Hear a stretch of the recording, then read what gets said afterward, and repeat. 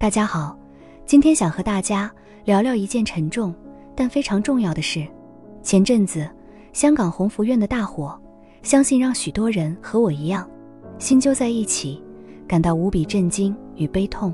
看着新闻画面，那些高楼窗户窜出的浓烟与火光，还有受困民众焦急的身影，我们隔着荧幕都能感受到那份恐惧与无助。这场悲剧带走了宝贵的生命，也震碎了许多幸福的家庭。每次看到这样的新闻，我们除了难过、祈福，内心可能也会闪过一个念头：如果有一天我遇到了，我该怎么办？这不是杞人忧天，而是一种对自己、对家人生命的负责任。今天我不想用吓唬大家的方式，而是想用一种像朋友般聊聊的心情，和大家分享一些真正关键的活长求生观念。这些知识希望你一辈子都用不上，但一旦需要，它可能就是你和家人活下去的关键。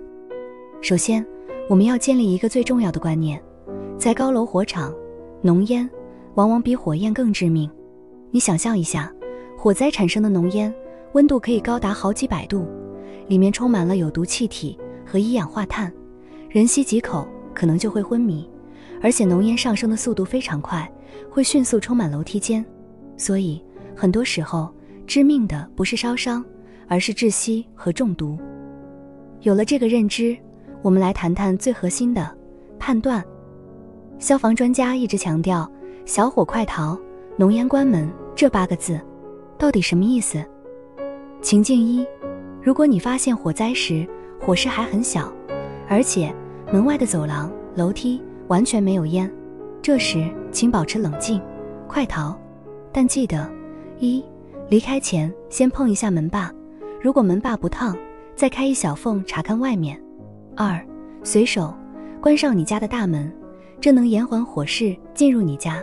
三，走楼梯，千万不要搭电梯，用湿毛巾捂住口鼻，弯低身体，沿着墙壁逃生。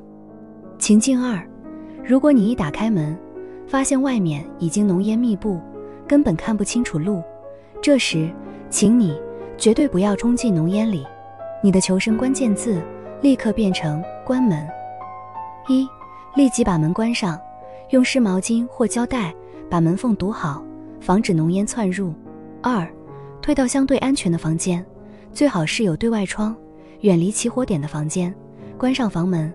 三，打119，告诉消防队你的精确位置，例如我在15楼之3，主卧室有2个人待救。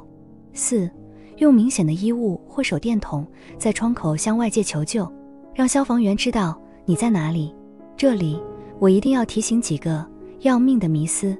迷思一，往上跑到顶楼比较安全。错，浓烟往上冲，顶楼可能积满高温浓烟，变成绝境，除非火源就在你家楼下，且下方完全无路，否则一般情况下向下逃生是原则。迷思二，用湿毛巾捂口鼻就能穿过浓烟。湿毛巾对高温有毒的浓烟防护力非常有限，它无法阻挡一氧化碳，也无法让你呼吸，它只是一种没有其他选择时的微弱辅助，绝对不该让你鼓起勇气冲入浓烟中。迷思三，浴室可以躲，浴室门多是塑胶门，不耐高温，且空间小，容易窒息，通常不是好的待救空间。朋友们，火场的状况千变万化，没有100%适用的公式，但冷静判断是我们唯一能提前准备的能力。今天的分享最希望传达给你的就是一，关门是最简单有效的自救动作。二，看见浓烟就绝对不要硬闯。悲剧的发生让我们心痛，但将这份心痛转化为保护自己与所爱之人的行动与知识，或许是我们能为逝者致上的一份最深切敬意。请把这支影片分享给你关心的人，找个时间和家人一起看看家里的逃生路线，检查一下助警器是否正常。